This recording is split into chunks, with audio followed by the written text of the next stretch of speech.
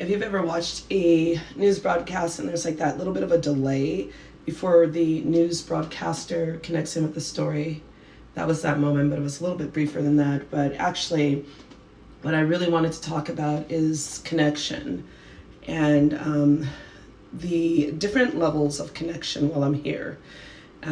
So there are the connections that we can physically see with the eyes, how we connect with other people, and also the contrast of that, how we can also feel disconnected from other people. But the type of connection that I'm specifically interested in is the one that is more of the spiritual variety, and that is the connection that takes place between two people who were not only just close in the physical, but the connection transcends the time and space of the three-dimensional and quantum reality. And so I've known pretty much since the entirety of my life of over just 4 decades that connections are also experienced beyond what we can explain and what we can perceive with our own physical eyes. For example, I remember when my mother was no longer here, and I was at a friend's house, and it was like in my early 20s, and I was, in deep sleep. I was actually in such a deep sleep that I was dreaming. And I was on a subway, and the lights were flickering, and the subway was moderately occupied by other patrons riding the subway. We don't know what our destination was, but I was on the subway, and at the time, this is how old I am, I had a flip phone. So I had a phone that was pretty much in the shape, but you flipped it open. And I remember being on the subway, and I heard my phone ring. And right about the time that my phone rang, in this dream, but also in the physical, I woke up out of my sleep, and I went to grab it off of, it was charging, so it was connected to the charger, and held it up. And my sister, of course, announced the sad news. But what was so significant while I was having that dream was that I physically felt in my body it was almost like a energetic umbilical cord being severed. And so before I even got to that phone call, I already knew what the message was going to be. And this isn't the first time this has ever happened to me. So there's also correlations between events and things like that. And so I've been having a lot of those this week.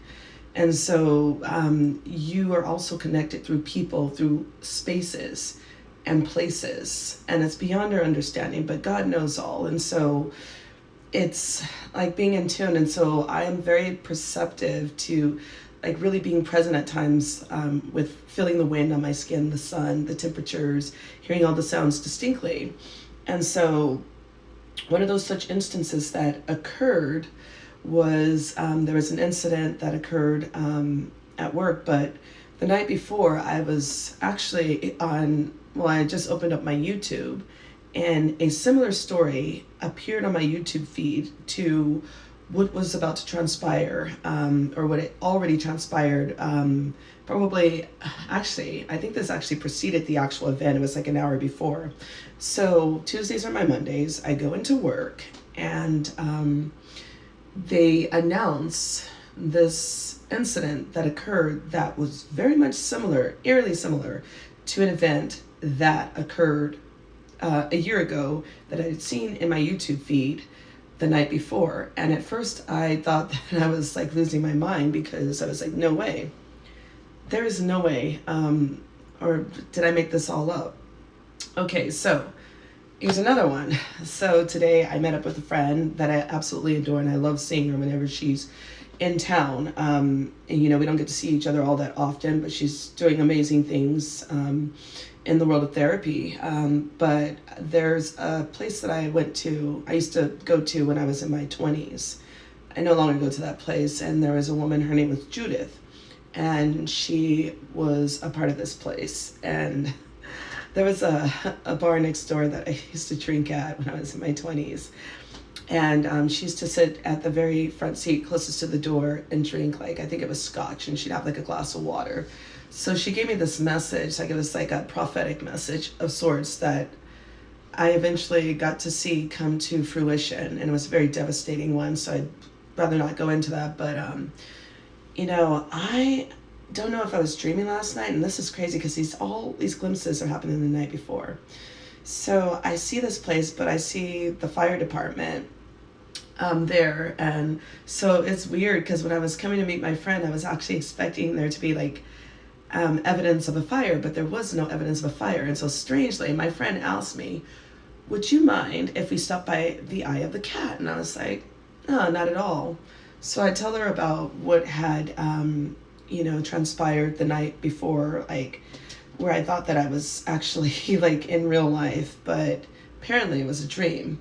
And so we go to the Eye of the Cat, but they're closed because they're closed on Mondays. Oh. And these connections go even further into, because Judith was connected to that. So there was something spiritually that was drawing me back there. And then I was like, well, let's go check out Iguana, which is just across the street, go that way. And so then I've been having I've always had this thing where like I'll see somebody like just like in an awakening vision, and then that person will manifest in my reality like the next day or sometime during that week. And if somebody's going through a really difficult time and I know them, they've been a part of like my sphere of influence, it's quite fascinating that I can actually have a sense of what they're going through.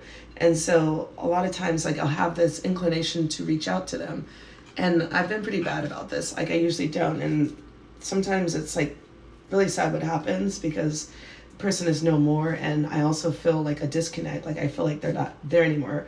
So I say all this to say that you and I and all of us as people should be present enough and mindful enough to really cherish the connections that we have, because when you're really in tune to and with and your surroundings and the people in your life, you get that inkling, call that person up, just call them, just check in on them, because it is kind of devastating. Well, it's actually very devastating.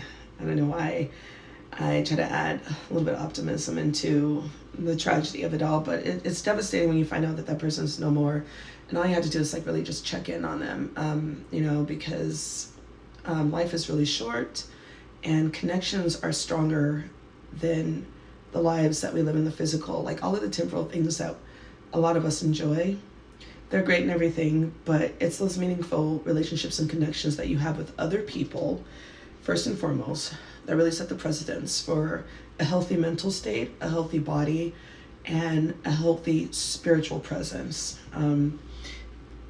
I just choked on my spit. I guess this video got to conclude at this point, but I go by Shay BC7, Shay all day. I hope you guys have a wonderful Monday, a wonderful week, and God bless you all. And it's been a while. I don't really post on here that often, but I might look into that. So may God be with you. And remember, share the love that you have now. Compliment people, say hi, make eye contact.